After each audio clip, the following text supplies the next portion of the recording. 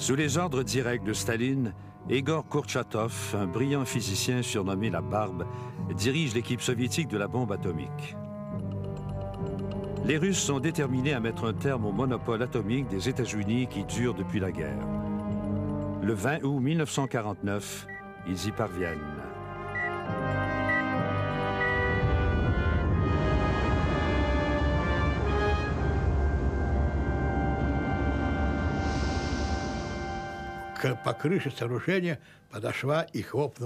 L'onde de choc s'est approchée et a frappé le toit du bunker. Comme si un génie que nous avions fait sortir de sa bouteille nous remerciait de l'avoir libéré de sa longue captivité. La course aux armes nucléaires vient de commencer.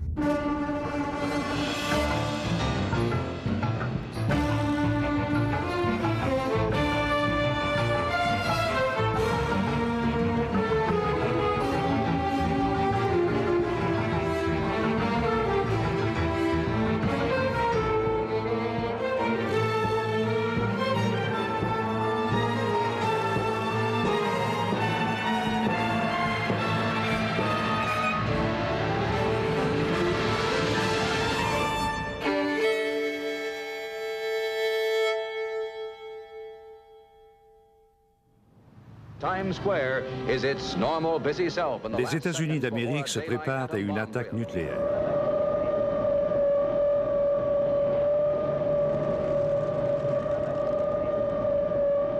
The sirens wail sends New York's inhabitants to shelter. All buses, taxis, and autos discharge their passengers, who are guided by wardens to shelters. Movement is rapid but orderly.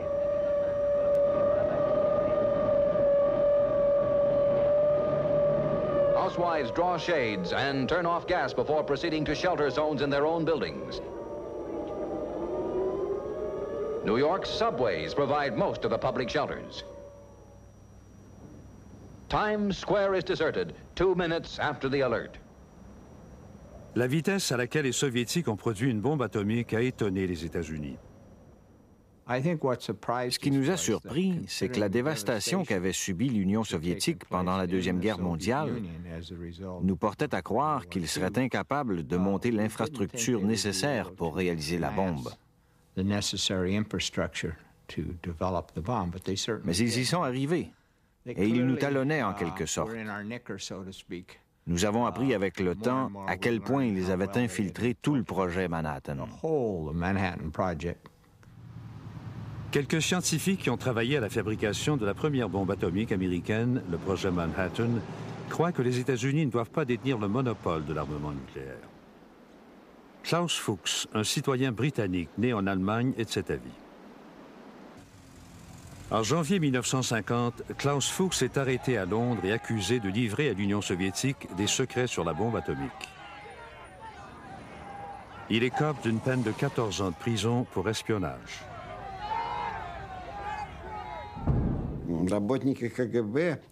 Les agents du KGB croient qu'ils ont rapporté tous les plans, et les scientifiques n'ont eu qu'à copier les informations.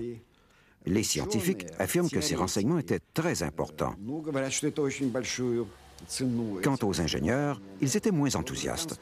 Nous avons l'information, certes, mais ensuite, ce qui n'était pas clair, c'était la manière de l'utiliser.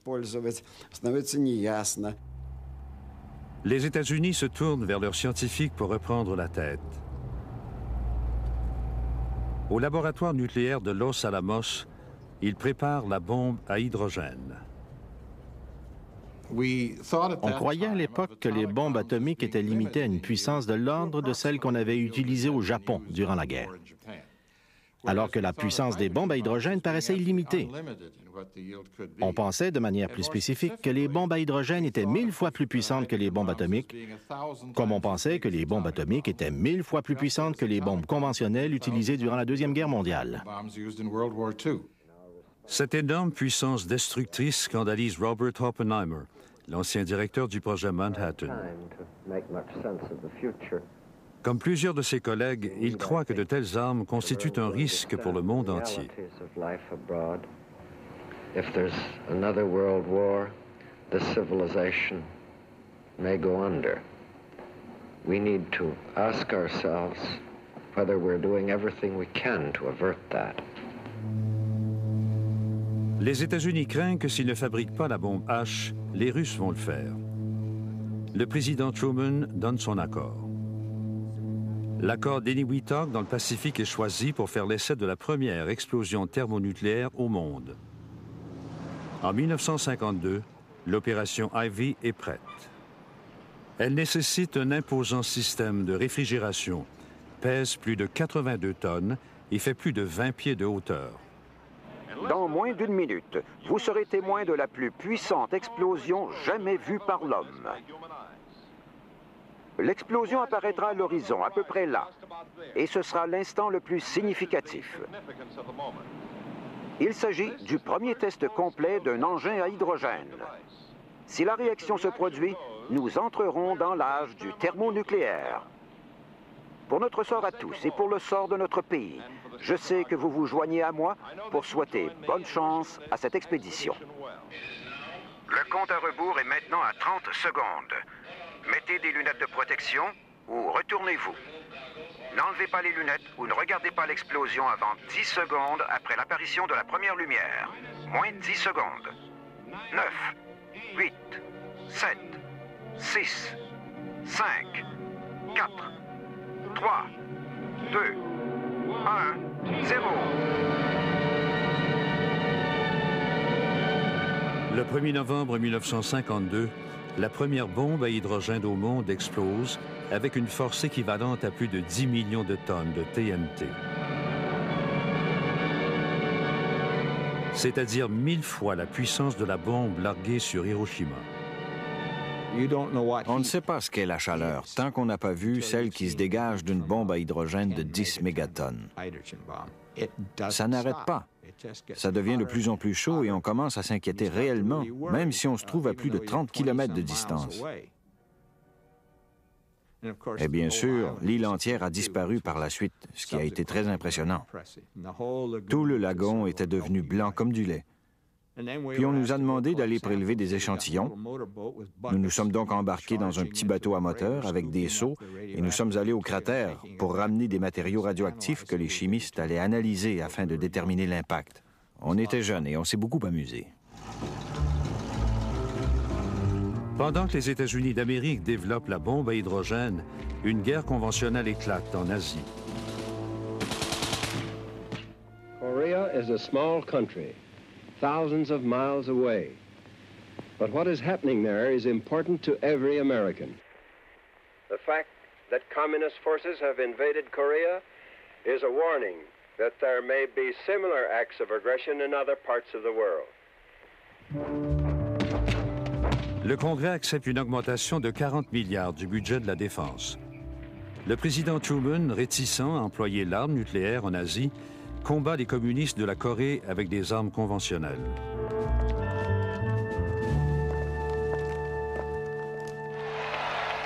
En 1952, le général Dwight D. Eisenhower, l'ancien commandant en chef des Alliés, mène une campagne pour succéder à Truman.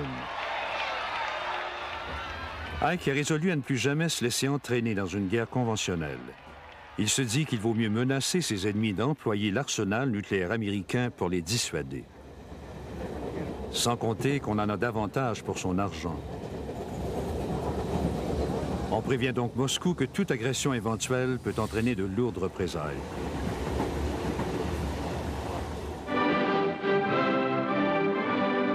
En 1954, la Russie se transforme. Staline est mort, Nikita Khrouchtchev et Georgi Malenkov luttent pour le pouvoir. Malenkov a déclaré qu'il fallait prévenir notre peuple et toute l'humanité que la guerre nucléaire menace tout le monde d'annihilation. Il fallait l'éviter à tout prix.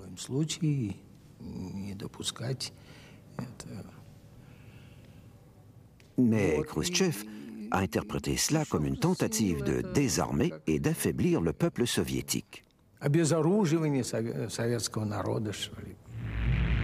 Par la suite, cette même année, les dirigeants soviétiques assistent à une démonstration de leur puissance nucléaire.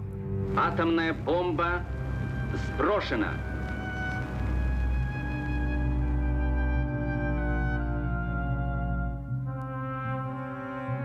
Une bombe atomique de 20 kilotonnes est larguée pendant un exercice militaire à Totskoï, dans l'Oural.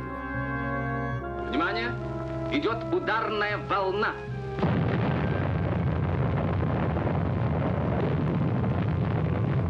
Pendant que la bombe explose, des soldats sont envoyés en manœuvre dans la zone irradiée.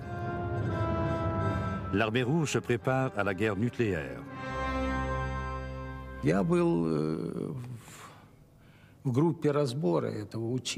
J'étais membre de l'équipe d'évaluation pour cet exercice. Je me souviens très bien que le maréchal Bulganin, le ministre de la Défense, a déclaré «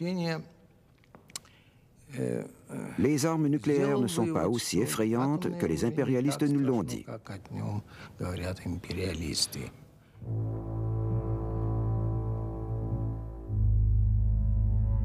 Les expériences américaines se poursuivent dans le Pacifique.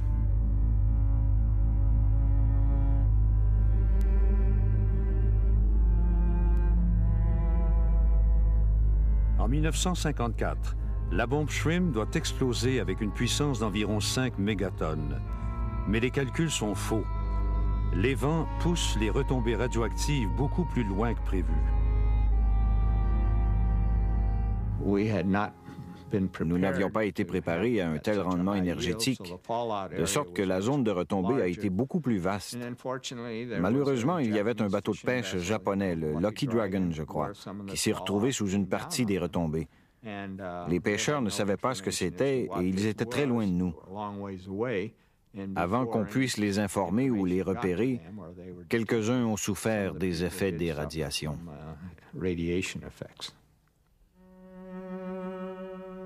Les pêcheurs se trouvent à 130 km lorsqu'ils sont surpris par un nuage de poussière radioactive.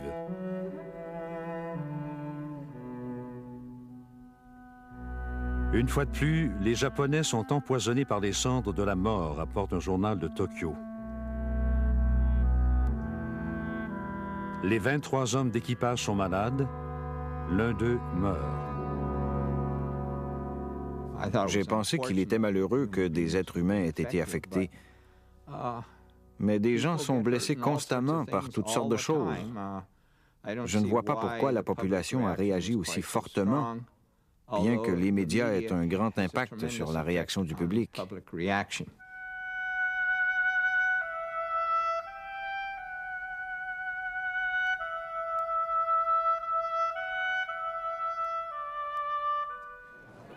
Plusieurs scientifiques éminents dans le monde sont inquiets. En compagnie du philosophe britannique Bertrand Russell, ils signent un manifeste.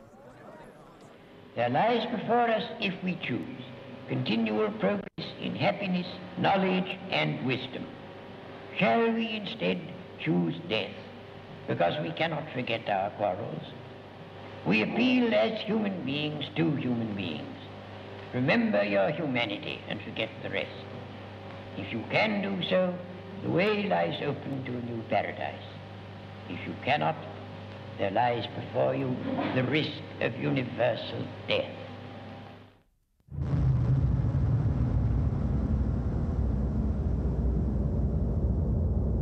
En 1955, la Russie fait exploser la première bombe à hydrogène larguée d'un avion.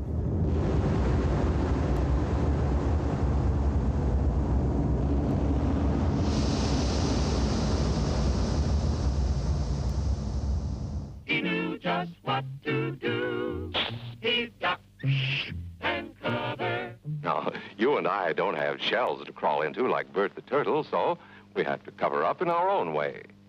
First, you duck, and then you cover. And very tightly, you cover the back of your neck.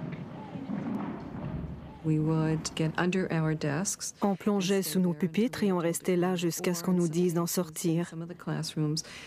Quelquefois, il y avait des penderies de chaque côté des classes et on y passait prendre notre manteau pour sortir dans les couloirs et littéralement plonger face première contre le mur. Remember what to do, friends. Now tell me right out loud. What are you supposed to do when you see the flash? Nous pensions que de cette façon, nous étions protégés des bombes et de tous les dangers possibles. Nous nous sentions totalement en sécurité et protégés. Vous savez, on voyait beaucoup dans les magazines comment construire des abris contre les bombes dans sa cour arrière. Et cela visait même toutes les banlieues des États-Unis.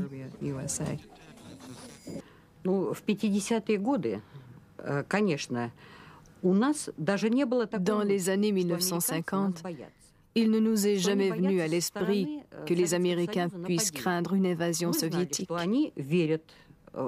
Nous pensions qu'ils savaient que nous n'avions que des intentions pacifiques, que tout ce que nous voulions, c'était de vivre en paix. Nous voulions reconstruire notre pays. Nous avions nos plans quinquennaux. Il n'était écrit nulle part que nous voulions envahir qui que ce soit. À l'été 1955, les grandes puissances se réunissent à Genève. La délégation russe est conduite par le maréchal Boulganine et Nikita Khrouchtchev. La proposition la plus saisissante d'Eisenhower est celle des ciels ouverts. Ike affirme que son plan va atténuer la méfiance réciproque, mais ce plan permet aussi de mettre à jour les secrets de la machine militaire soviétique. Le plan ciel ouvert signifiait que chacun était libre de survoler le territoire de l'autre, d'observer et de photographier ce qui s'y passait. De plus, on pouvait échanger des plans, des programmes militaires des deux camps.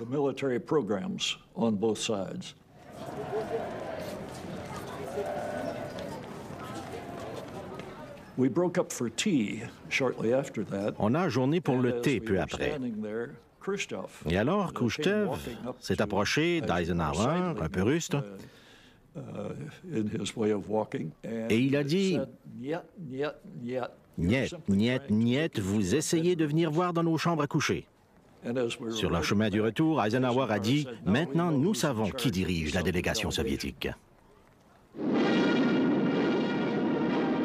Cette même année, au spectacle aérien de Moscou, les Soviétiques permettent à l'Ouest de voir leur nouveau bombardier à réaction surnommé Bison.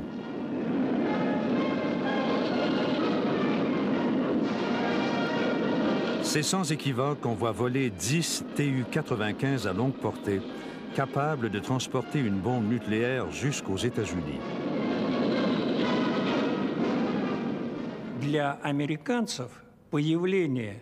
Pour les Américains, ça a été un choc d'apercevoir 10 avions capables d'atteindre les États-Unis. À l'époque, ils croyaient que, faute de missiles balistiques, les Soviétiques n'avaient aucun moyen d'atteindre l'Amérique.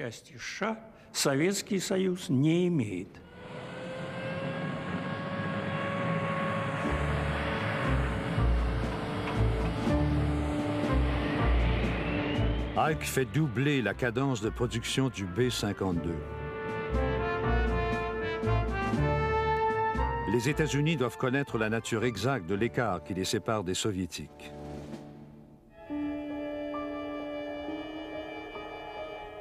En Californie, on dévoile le nouvel avion de reconnaissance muni d'un appareil photo secret. Il doit voler à plus de 110 000 mètres, hors de portée des chasseurs et des missiles anti-aériens, le U-2. Contrôlé par la CIA, ces longs vols au-dessus du territoire soviétique présentent des risques évidents.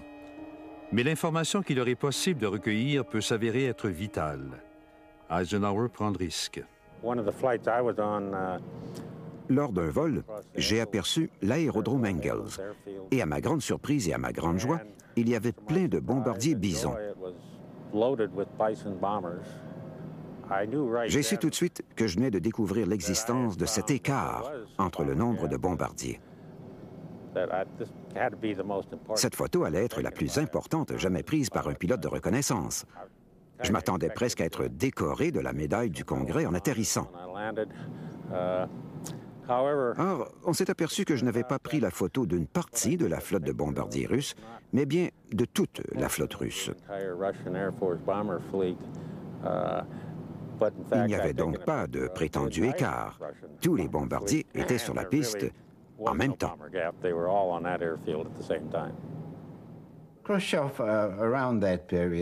C'est à cette époque que Khrouchtchev en est venu à la conclusion que les missiles étaient les armes de l'avenir et que les navires de guerre et les bombardiers étaient désuets. Nous devrions concentrer tous nos efforts sur les missiles. Et à un moment donné, il a déclaré « Nous allons bientôt produire des missiles comme des saucisses ». Des ingénieurs arrivent partout en Union soviétique, dans le dur désert du Kazakhstan, pour construire la base de fusées ultra-secrète de Baïkonour.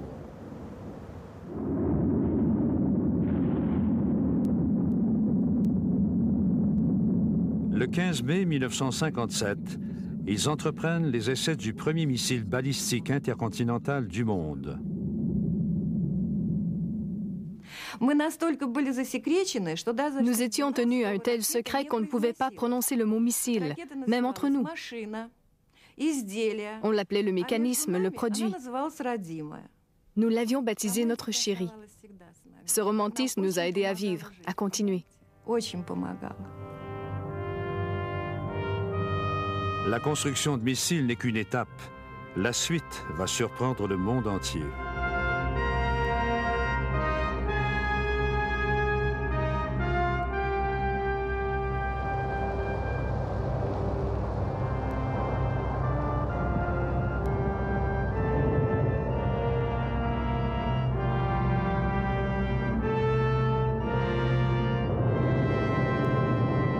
Le 4 octobre 1957, la Russie lance le premier satellite spatial de l'histoire, Sputnik, le compagnon de voyage de la Terre.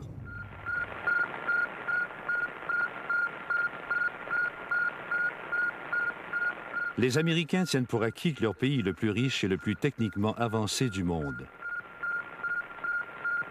Mais avec Sputnik en orbite autour de la Terre, cela ne tient plus.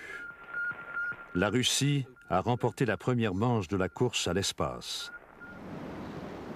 Partout, les yeux et les oreilles se tournent vers le ciel.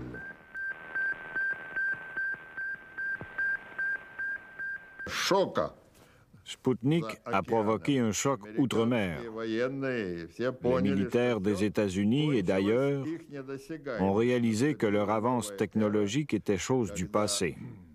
Une nouvelle ère venait de commencer, car à la place d'un Sputnik, une arme nucléaire pouvait non seulement tourner autour de la Terre, mais atterrir là où on lui ordonne de le faire. Notre personnel a été ébranlé, presque paniqué à l'idée que les Soviétiques puissent réussir ça. Cela voulait dire qu'ils pouvaient atteindre les États-Unis avec des missiles. Eh bien, Eisenhower y pensait depuis des années et ce n'était pas nouveau pour lui. Our satellite program has never been conducted as a race with other nations. Rather, it has been carefully scheduled as part of the scientific work of the International Geophysical Year. I consider our country's satellite program to be well designed and properly scheduled to achieve the scientific purposes for which it was initiated.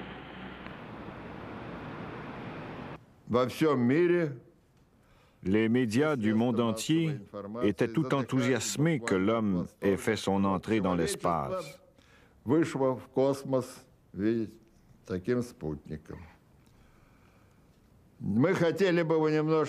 Nous aurions aimé nous reposer, mais il faut donner le crédit à Khrouchtchev,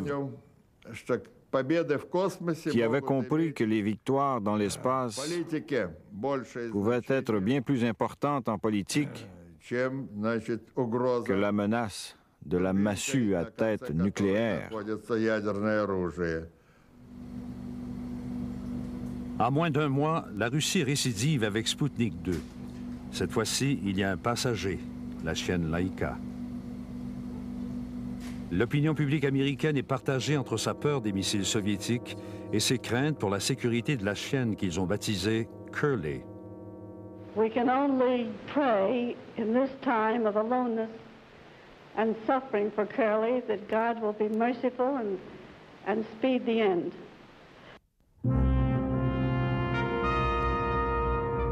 Pour rattraper les Russes, les États-Unis accélèrent leur propre programme de satellites.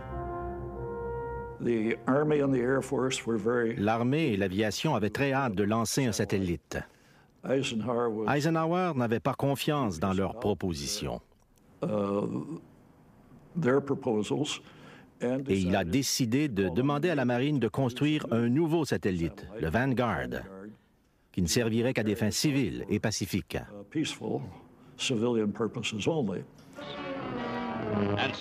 Donc, à l'aube du jour de lancement, les scientifiques des États-Unis réalisent que le monde observe et attend. Réussite ou échec, l'événement fera la manchette. C'est l'une des rançons de la grandeur. Les Américains qui se trouvent à Cap Canaveral savent que leur petit oiseau est sur la sellette.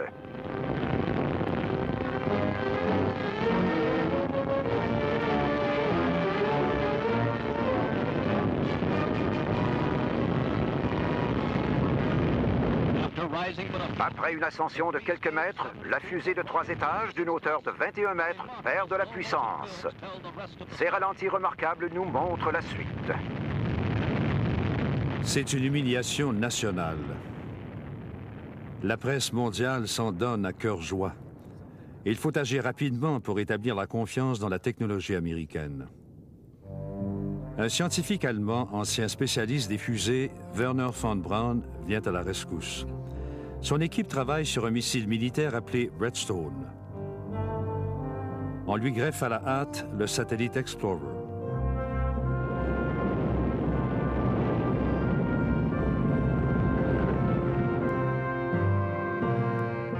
Ça fonctionne. La course de l'espace oppose le capitalisme et le communisme, une compétition que l'Ouest craint de voir la Russie remporter.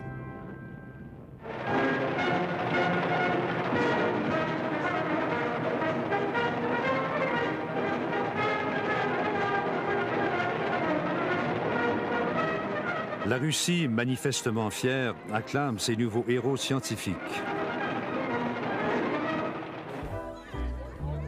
Résolus à rattraper le retard, les États-Unis d'Amérique se tournent vers la jeunesse. Il y a trop peu d'étudiants en sciences et en génie. Trop d'étudiants choisissent des disciplines moins arides. On adopte la loi sur l'éducation de la défense nationale. Résultat, mon ex-mari est devenu ingénieur, mon frère est devenu ingénieur. La plupart des gens que j'ai connus dans mon environnement immédiat sont devenus des ingénieurs. Après avoir décroché ces diplômes de génie, ils sont passés à autre chose. Nous étions tous plus ou moins conditionnés à croire que c'était ce qu'il fallait faire. En 1959, le vice-président Richard Nixon inaugure l'exposition nationale américaine à Moscou. Il tente d'impressionner Khrouchtchev, signalant l'avance des États-Unis avec la télévision en couleur. There are some instances where you may be ahead of us. For example, in the development of the thrust of your rockets for the investigation of outer space. There may be some instances, for example, color television, where we're ahead of you. But in order for both of us to benefit, you see, you never concede anything.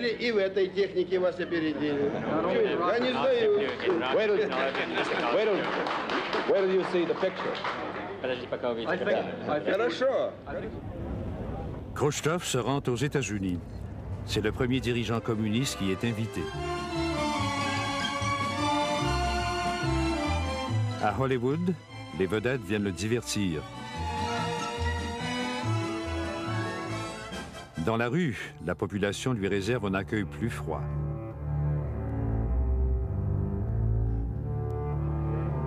Il passe les derniers jours de sa visite en compagnie d'Eisenhower à Camp David.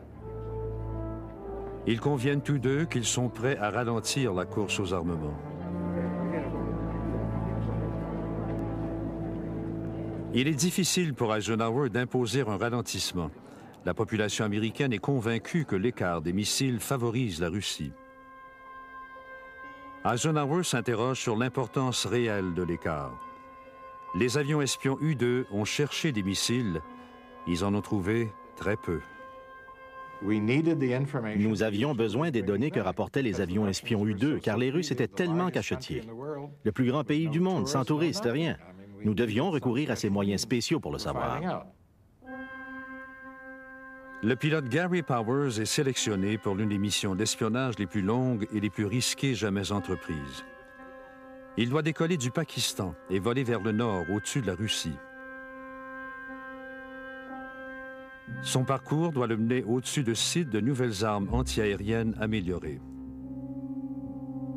Dès que le U-2 pénètre en territoire soviétique, les radars russes le traquent. Des chasseurs MiG décollent, mais ils ne peuvent grimper assez haut. On donne l'ordre de lancer les nouveaux missiles S-75.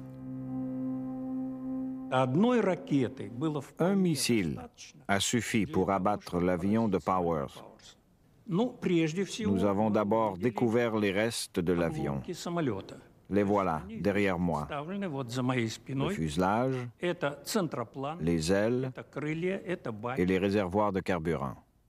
On prévient Eisenhower que l'avion a disparu et qu'il faudra peut-être faire une déclaration publique. Je lui ai rappelé que nous pouvions utiliser un prétexte, soit qu'il s'agissait d'un avion météorologique de haute altitude qui avait dû changer de cap, et ainsi de suite. C'est donc ce qui a été publié. Il est tout à fait possible qu'après une panne dans le circuit d'oxygène, le pilote ait perdu conscience et que l'avion ait poursuivi sa route en pilotage automatique sur une longue distance, violant accidentellement l'espace aérien soviétique.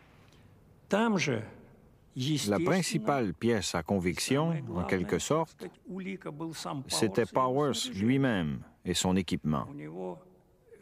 Il portait sur lui une épingle empoisonnée et un pistolet à silencieux.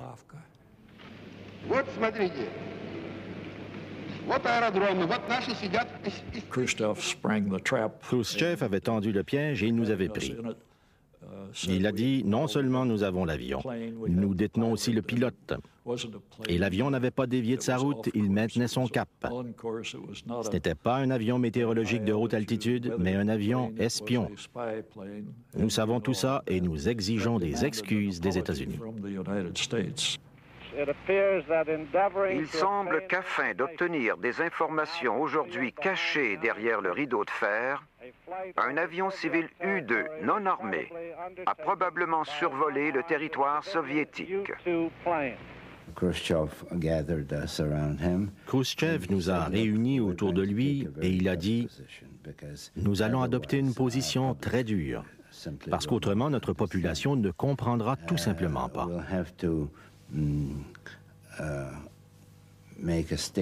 Nous allons faire une déclaration demandant au président américain de s'excuser, de punir les responsables de ces vols et de promettre que cela ne se reproduira plus.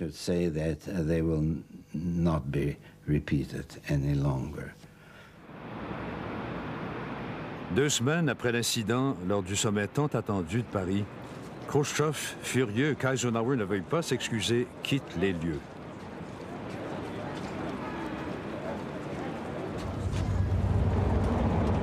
Le sommet échoue.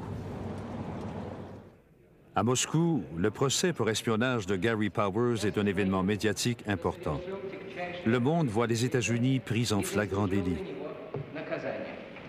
I ask the court to weigh all the evidence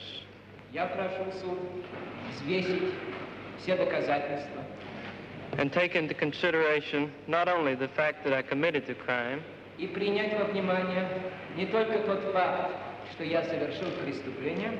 but also the circumstances which led me to do so. Gary Powers est condamné à 10 ans d'emprisonnement. Khrouchtchev craint que les vols de U-2 ne révèlent le bluff de l'Union soviétique quant au nombre de missiles qu'il possède.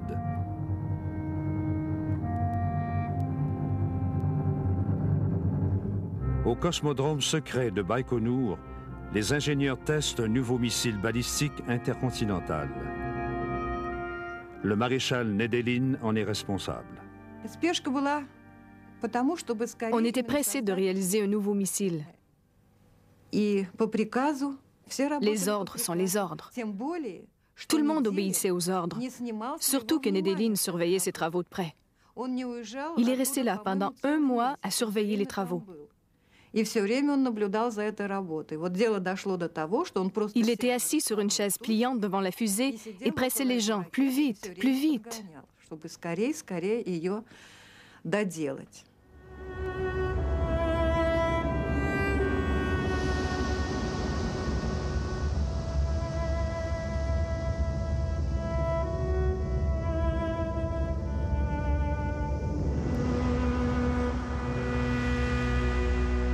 Alors qu'on installe un panneau de contrôle, le moteur prend feu.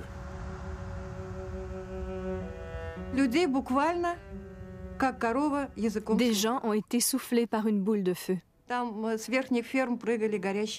Ils tombaient du haut de la fusée comme des torches enflammées. Ceux qui étaient près de la fusée sont morts en un rien de temps. Il ne restait carrément plus rien.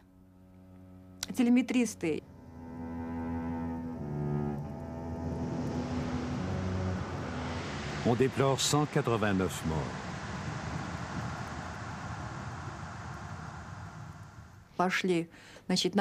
Quand des employés de notre service sont accourus à notre rescousse, il ne restait du maréchal Nedelin que son étoile de maréchal. Aux États-Unis, le programme de missiles tourne enfin à plein régime. Eisenhower approuve une augmentation de 12 milliards du budget de la défense. Les missiles Atlas, Thor, Minuteman et Polaris sont tous testés avec succès.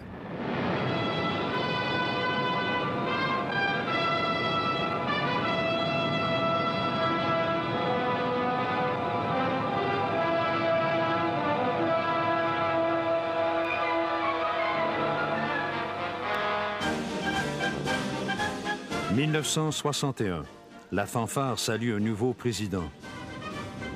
Tout au long de sa campagne, John F. Kennedy a accusé les républicains de faiblesse face au communisme, et en particulier, il a accusé Eisenhower d'avoir laissé se détériorer l'écart des missiles. Kennedy promet que ses experts de la défense vont régler ce problème. Je pouvais à peine différencier une arme nucléaire d'une arme conventionnelle.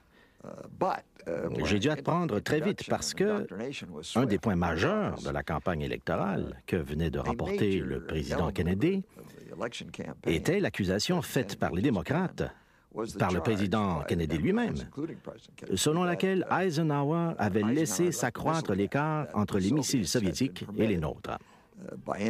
L'inaction de la part des Américains aurait permis aux Soviétiques de se doter d'un meilleur arsenal de missiles nucléaires. Il était donc clair que ma première responsabilité, à titre de secrétaire de la Défense, était d'évaluer cet écart et de prendre les moyens pour le combler. Il nous a fallu environ 3 semaines pour déterminer s'il y avait un écart. Il y en avait un, effectivement, mais il jouait en notre faveur. Même si elle tire de l'arrière dans la course aux missiles, la Russie dispose encore d'un atout, Yuri Gagarin. Depuis 5 heures du matin, j'y ai pensé sans arrêt. Maintenant, il le réveille. Maintenant, il s'habille, il mange. Maintenant, il prend l'autobus qui le mène à la rampe de lancement.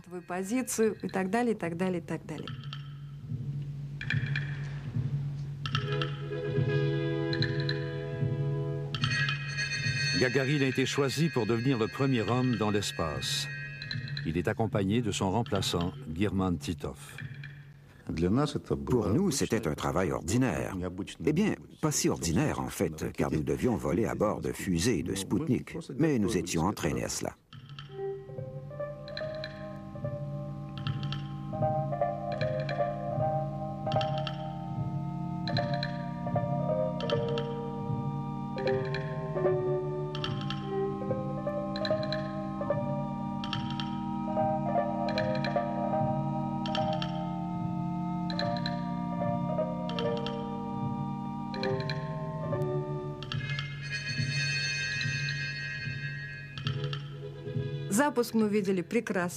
Nous pouvions très bien voir le lancement. Au début, notre chérie a tremblé très doucement, puis elle a décollé, droit vers le ciel. C'était d'une beauté incroyable, surtout pour nous qui avions tellement travaillé à ce projet.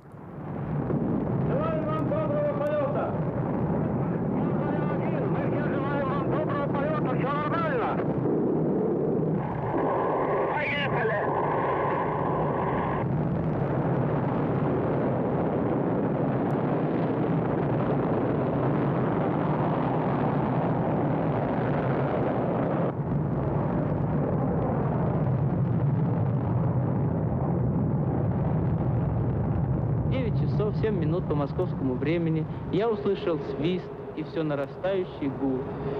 Почувствовал, как гигантский космический корабль задрожал всем своим корпусом и медленно, очень медленно оторвался от стартового устройства.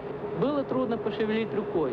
Я знал, что это состояние продлится недолго, пока корабль наберет необходимую скорость и выйдет на орбиту вокруг Земли.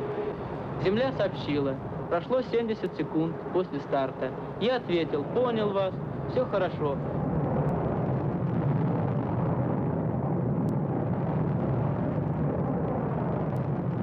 Gagarine fait le tour de la Terre. Le vol dure 108 minutes.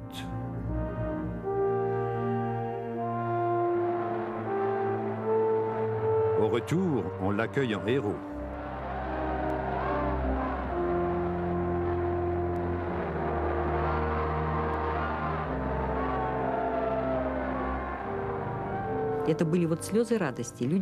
Il y a eu des larmes de joie. Des étrangers s'embrassaient dans la rue. Tout le monde aimait Gagarine. Lui et son sourire. J'ai encore sa photo.